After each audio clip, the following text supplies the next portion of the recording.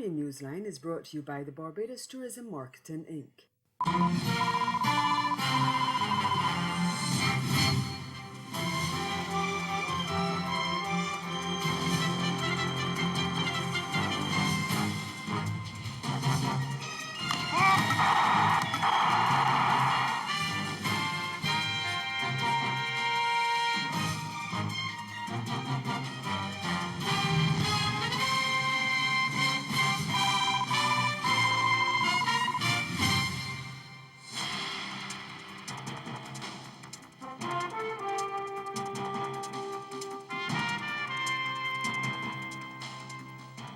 A government minister in Trinidad and Tobago arrested in a corruption probe. Our top story in Caribbean Newsline for Thursday, August 8th.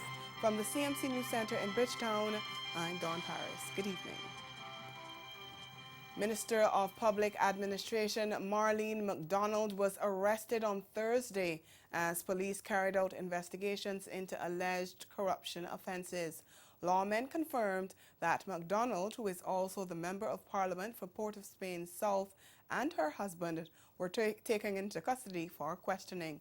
The arrest came after a search warrant was executed at the couple's Maracas Valley St. Joseph home around 4 a.m.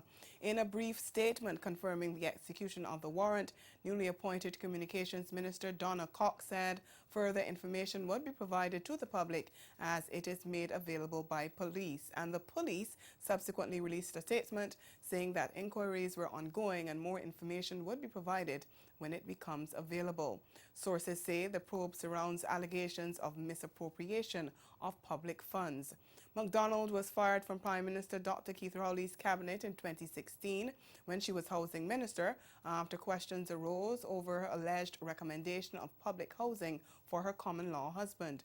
She returned to the cabinet a year later as minister in the Ministry of Public Utilities.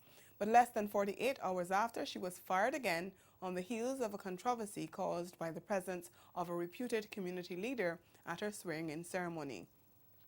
McDonald subsequently served as minister in the Ministry of Public Administration and Communications before being appointed minister of the Ministry of Public Administration last year. Ghana's President David Granger has advised opposition leader Barrett Jagdeo that neither he nor his cabinet will resign. Jagdeo had made the request by way of a letter to the president about 3 weeks ago.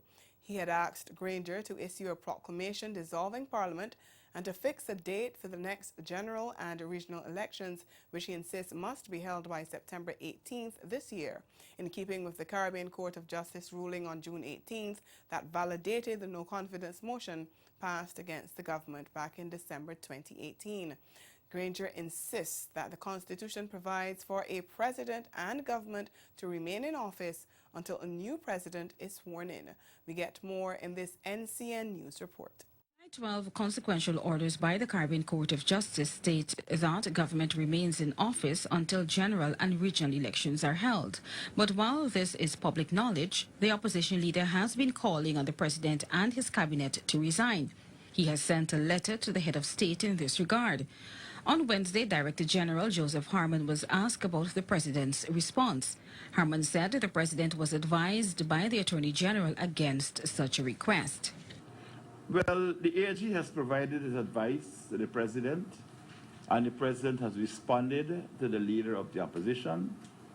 In general terms, what the information is that the president has advised the leader of the opposition that he or his cabinet will not be resigning, and that the Constitution provides for the president and government to remain in office until such time that a new president is sworn in. Mr. Harmon was also asked about the dissolution of Parliament. He said such a matter rests with the president. The present dissolution of Parliament has to, of course, do with advice which he receives from the Elections Commission about their readiness to conduct elections and to conduct credible elections. So a question of a date for elections and the dissolution of Parliament is based primarily on the readiness of GCOM. The National Assembly will go into recess from August 10 to October 10. Meantime, President Granger has dismissed media reports that elections will be held in mid-December. He met with the 7-member Ghana Elections Commission GCOM on Thursday morning to discuss the way forward in holding the polls. But the opposition-nominated members of GCOM said the meeting, which lasted 10 minutes, was a waste of time. We get more in this report from Newsroom's Bibi Katoon. Though the chairman of GCOM, Justice Retired Claudette Singh, was only appointed 10 days ago and has not yet met with the full commission, President David Granger said the meeting was necessary to assure the chairman that the government will not intervene in the work of the commission. Although it is early in the tenure of the new chairman, I don't think it was inappropriate to meet at this time to give her the assurance that the government is going to continue to observe the independence of the Elections Commission. It will not dictate, it will not interfere, it will not intrude in the work of the Commission. It will observe all of the roles and responsibilities of the Commission given to it by the Constitution. However, opposition-nominated Commissioner of GCOM, says Gunraj, told the media that the meeting was premature, given that the High Court is set to rule on the constitutionality of the controversial house-to-house registration exercise on August 14th. The chairman of GCOM has set her first meeting with the full commission on August 15th after the ruling of the High Court. As I dare say that this meeting was premature, it's something that is acknowledged by His Excellency, because we're awaiting a decision from the courts in relation to the conduct of the house-to-house exercise, as well as we're waiting a full meeting of the commission. So, like I reiterate, this is just a waste of time. Meanwhile, government-nominated Commissioner Vincent Alexander believes the meeting provided an opportunity for the chairman to give an idea of her position since her appointment on July 29th. Government would not know what's happening in the belly of GCOM, and therefore she's been appointed, provide her an opportunity to indicate whether they're ready to communicate, they're waiting to communicate, and what the case might be. So in that sense, I wouldn't say it's a waste of time. President David Granger says he is awaiting advice from GCOM to set a date for elections. He has dismissed reports that elections will be in December 2019. The head of state is set to meet with the leader of the opposition, Barra Jagdeo, on Friday. Staying in Georgetown, authorities are denying that Haitians are being brought into the country to register to vote in upcoming elections. There are claims Haitians entering the country are being given documents to participate in the house-to-house registration process that is underway to create a new voters list. But Prime Minister Moses Nagamutu on Wednesday denied any such move was underway. And addressing statistics that show an increasing number of Haitians entering Guyana in recent months, Nagamutu said it was normal for people to move from one place to another, seeking to better their lives. The opposition elements in this country are irresponsible, political opposition, and their allies and their friends to use the statistics as if the Haitians are coming here and they're doing a disappearing act, and that they are being registered to vote in the next election. This is racism. This is xenophobia. This is instilling hatred of one set of people against another. And we have seen where this had taken the world. Stop this nonsense. Stop the hate against the Haitian. Do not use them as political footballs. Do not use them as scapegoat in your quest for political power. And do not incite our people against the Haitian. Coming up in Caribbean Newsline, Jamaica's Prime Minister responds to calls for his statutory declarations to be made public. The details of that story and more after the break.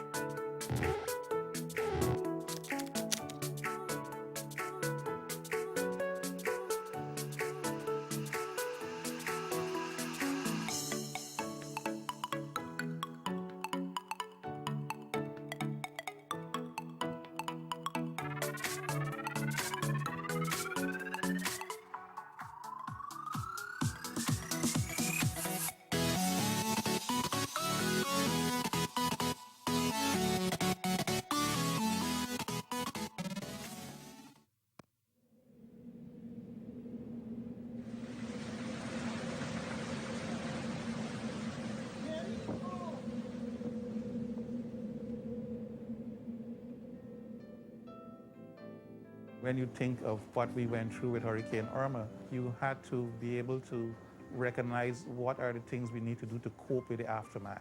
The psychological trauma, to me, is probably the most telling on a lot of people. Preparedness is the key. So when people are prepared, when people have what their resources in terms of how they can cope with the disaster, they're better able to be able to return to their normal life. They're better able to make decisions that are informed for themselves and for their family, and then for their community. Be ready. Look, listen, and link.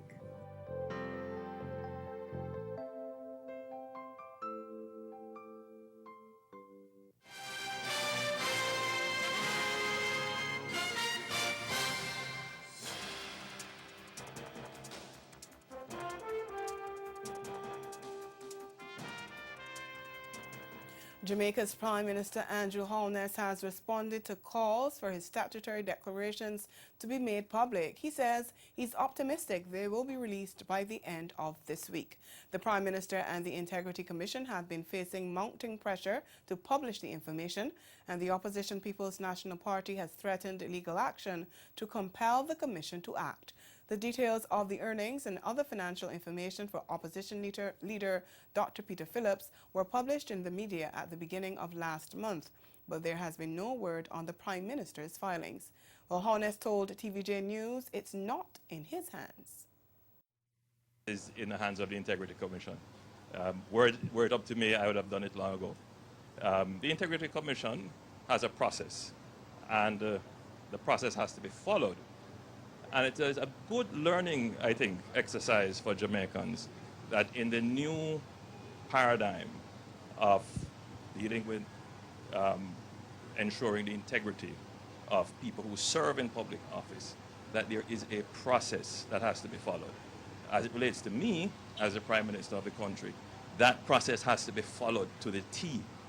And the commissioners have explained to me that they are going through a routine. With my specific Integrity Commission reports, mine went in a little bit late, and therefore the process was delayed. That process, I believe, should be complete very soon.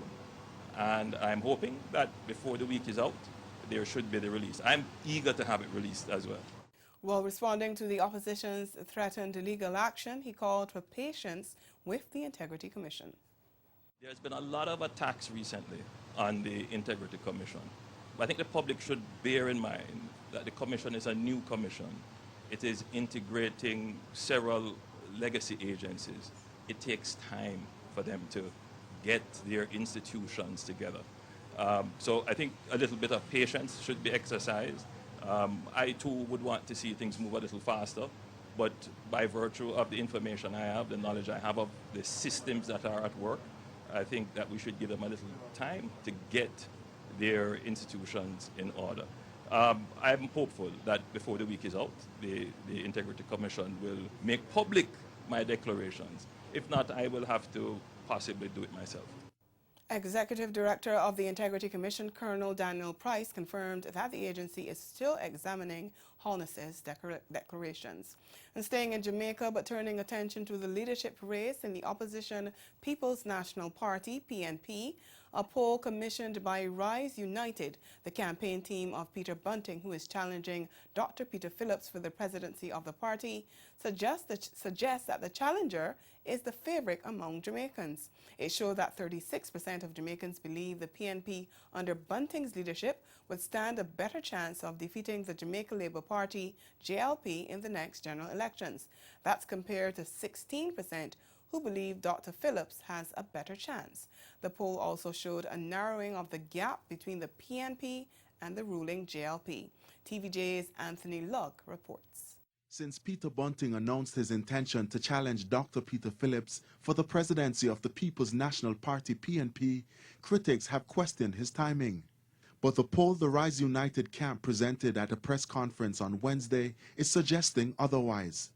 The poll conducted by Don Anderson says 39% of the participants said the challenge was a good idea, which is much more than the 23% which disagreed. Dr. Peter Phillips was elevated to the position of party leader in 2017 when he succeeded Portia Simpson Miller. Before that, he challenged in 2008 but was unsuccessful. There's now a view among some party faithful that it's his time to lead, but the Don Anderson poll commissioned by the Rise United camp is suggesting otherwise. The question was asked, in your opinion, which of the two persons, Peter Phillips or Peter Bunting, do you feel would be best suited to lead the People's National Party at this time? 39% of respondents gave Peter Bunting the nod, a full 18 points clearer than the 21% who favored Dr. Peter Phillips. Another 25% said they weren't sure. Then the big question, which of the Peters would put up a better challenge to Andrew Holness if a general election was called? 36% said Bunting, while 16% said Phillips. 29% said none. In an RJR Don Anderson poll conducted in March, 37% of respondents said Dr. Peter Phillips' performance was average, while 48% rated Holness' performance either very good or good, which then takes us to party ratings. In that same RJR Don Anderson poll that was conducted in March, the People's National Party was at 18% and the Jamaica Labour Party was at 29%. That was an 11 percentage point difference. That would have meant that we were facing not only a defeat, but possibly a landslide defeat if we had gone into an election. It appears based on the poll conducted between July 20 and August 2, the PNP is catching up, and now trails the JLP by only 5 percentage points, with 30% of potential voters favoring the PNP. The Caribbean Examinations Council, CXC, has a new registrar and chief executive officer. Effective August 1st, Jamaican Dr. Wayne Wesley took over from Glenroy Cumberbatch, who retired at the end of July. Wesley joined CXC in June 2018 as Director of Operations Examination Services. Prior to joining the organization, he led the Human Employment and Resource Training Trust National Training Agency in Jamaica. Ahead in sport, the first ODI between West Indies and India abandoned due to rain. We'll be right back. Now we're ready to show the world who we are. Shine a light so everyone could see our identity. See the way we do what we do. When we bring our cultures together, we make each other better. Carry Festa. Carry Festa. Carry Festa 14, Trinidad and Tobago. We know about hell in a cell. It's a rage in a cage. Gladiators them got words in the head, cause they done put pen to the page. And we now come sing with no violence, curse word when we done tend to the stage. So shout out the big man who put the whole thing together, put it down, elevate. Truth is, boy, I done been training. Touch stage and I done plating. Swag tough, gotta raise your gazing. Lyric clean like I just done bathing. Nothing normal, this an ab. Hit my opponents with a jab. Punchline from the first line. Got Scuddy throwing up his hands. Leon and Juba about to dance. Oh shit, just don't stop and build a house in the middle. You never know your potential or what you can accomplish until you give everything you have. When you make that choice to say, all right, I'm gonna live with reckless abandon in a total pursuit and love from what I'm passionate about, then the result will take care of itself. It's not about winning or losing or making it or not. It is about living out that journey where it's all on the line. When you actually live that way, it'll totally change everything in your life. I love being a part of storytelling. I was thinking about maybe a Change of Steps reunion, because now that we helped you when you were teens, now that you're adults, everybody still needs help, you know, and guidance, because even at my age, I try to seek out someone, you know, like a life coach or something, because sometimes things can still get stressful for me. And it's like, okay, people think, oh, she don't talk to nobody. Yes, there's someone, even a psychiatrist talk to a psychiatrist. There's somewhere.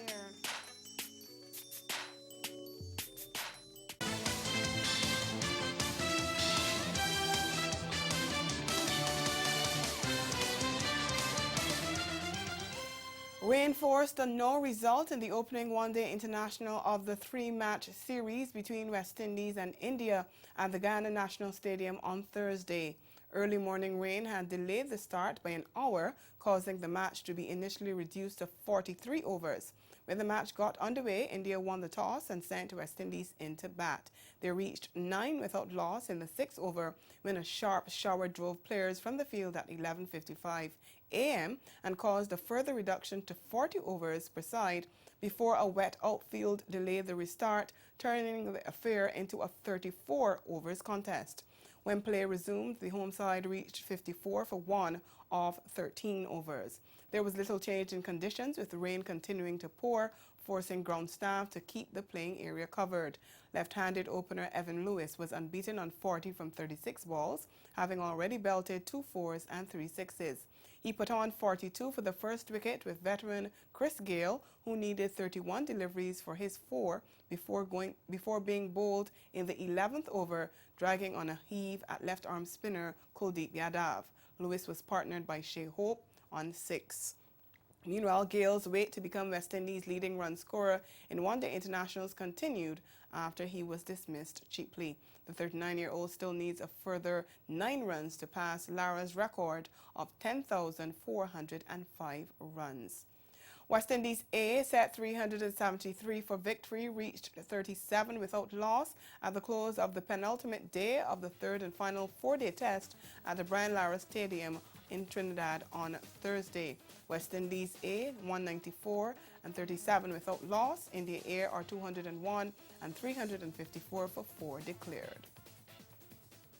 Staying with cricket, local cricket in Jamaica is set to get a shot in the arm. Local clubs and parish associations are expected to benefit from over $16 million in player production fees from the Jamaica Cricket Association this year. That's thanks to more Jamaicans who are playing in T20 leagues around the world. This year, we got an amount from the IPL and I think the BPL, and the JC received $16.6 million for its own coffers. CWI would have received the same amount in US currency, and the clubs and parishes from which players come would receive an allocation of that amount as well. So this has far-reaching effect for the development of cricket in Jamaica because it trickles down to the club level and the parish level. Jamaican sprinter Elaine Thompson and middle distance runner Natoya Gould won gold on a Wednesday on the second day of track and field at the Pan Am Games in Lima, Peru. Thompson won the women's 100 meters in 11.18 seconds. She was followed by Trinidad and Tobago's Michelle Lee Ayi at 11.27 seconds, while Brazil's Vitória Cristina placed third in 11.3 seconds. We get more in this report from TVJ News. Thompson, the Olympic champion, joint national record holder and reigning national champion, returned 11.18 seconds to land the women's 100 meters. It was the second consecutive gold medal for Jamaica in this event at the Pan Am Games, following Sharon Simpson's victory in Toronto, Canada 4 years ago. Fellow Jamaican Natasha Morrison could only manage sixth, clocking 11.40 seconds. Meanwhile, national record holder Natoya Gould became the first Jamaican athlete to win Pan Am gold in the 800 meters. Gould, who ran a well-timed race, posted 2 minutes 01.26 seconds to finish ahead of Cuba's Rosé Almanza 2 minutes 01.64 and Uruguay's Deborah Rodriguez 2:01.66. National champion Tajay Gale was also among the medals on the day, cupping silver in the men's long jump, where he cut the sand at 8.17 meters. The gold went to Cuba's Juan Echevarria, who leapt 8.27 meters. And Trinidad and Tobago's track cycling team are back home after a successful outing in Peru. Team Trinidad and Tobago won gold and silver in the individual men's sprint and also captured gold in the men's sprint category. We get the details in this report from TTT Live Online. Nicholas Paul and Jesse Phillip won gold and silver in the men's sprint final, making it only the third time in the history of the Pan American Games that one country has contested the finals. They earlier combined with Karen Bramble to capture gold in the team sprint. Speaking at today's media briefing, team captain Jesse Phillip believes their current form of preparation is what continues to lead to success. The proper structure again is not just one man. Again, now you can see that there's a lot more young men up here now, with the structure, with the proper plan in place. Again, having the facilities that we have now, you know what I mean? We don't have to go away anymore and, you know, to make things as complicated. It's easier to be home here with family, supporters, making things a lot more easier, being in a home environment. It's definitely helped us to lift our game. Paul, who broke the Pan American record in the individual sprint, says he does not feel any pressure based on his success, and it's just to continue to build on the success they have achieved. It's never pressure for me because all I want to do is make Trinidad and Tobago proud. So once I go there and ride my bike to the best of my ability, I'm happy. So coming home with the goal is just a plus. Even having to share it with just sitting on the podium with the silver, it's even better. So Trinidad and Tobago is on the up. Coach Aaron Hartwell on the team's return last evening was happy for the support they have received and was high in praise of the effort of his young team. We created history for Trinidad and Tobago and for sport in TNT. To have two men race a final at a Pan Am Championships or a Pan Am Games, all right, for the third time in history, all right, the same nation is lined up, all right, is an amazing achievement. It just shows the fortitude, and it's a testament to these young men, how hard they work, the discipline, the perseverance, the day in, day out grind, the ability to stay focused, all right, amongst many challenges. While sharing a similar sentiment was Minister of Sport and Youth Affairs, Shamfa Kujo. As a country, to watch these gentlemen make history. I've often interacted with the different cyclists, and we've passed each other in traveling and so on at the different international airports, and the discipline, the amount of work that you put in, even one-on-one interaction with these athletes. You have been doing good work for a really long time. I want to salute Aaron Hartwell for the work that he has been doing over the years. The team will now prepare for the Pan American Track Cycling Championships in Bolivia in 3 weeks' time. And that's the sport. We'll be right back.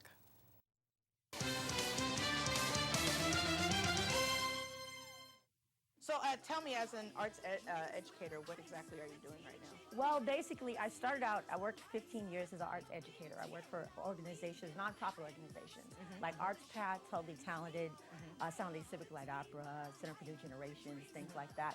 And I got started because I was an artist. My mother created a company called Totally Talented. Because I was an artist like anybody else, I was a singer and a dancer, and I injured myself. I injured my voice and I injured my back. Oh, wow. And I had to go back to school.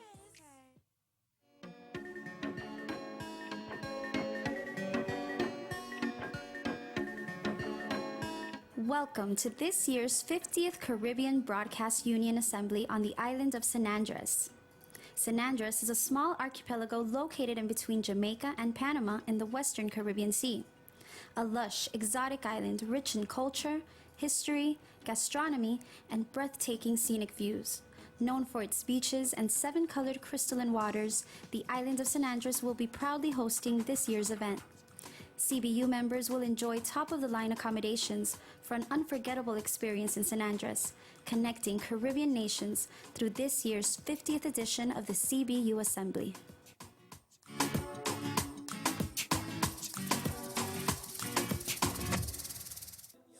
We know about hell in a cell, it's a rage in a cage.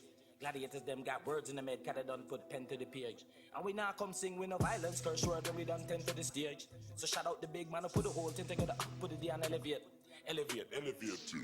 Truth is, boy, I done been training. Touch stage and I done plating. Swag tough, gotta raise your gazing. Lyric clean like I just done bathing. Nothing normal, this an ab. Hit my opponents with a jab. Punchline from the first line. Got Scuddy throwing up his hands. Leon and Juba about to dance. A recap of the day's major developments. Trinidad's Minister of Public Administration, Marlene McDonald, and her husband arrested as police investigate corruption allegations. And in sport, the first ODI in the 3-match series between West Indies and India abandoned due to rain. That's Caribbean Newsline. For news and sports around the clock, subscribe to CanonNews.com. And for more of our programming, log on to CaribVision.tv and check out our YouTube channel. We will be back here again tomorrow, but from all of us at CMC News, thank you for watching and have yourselves a good night.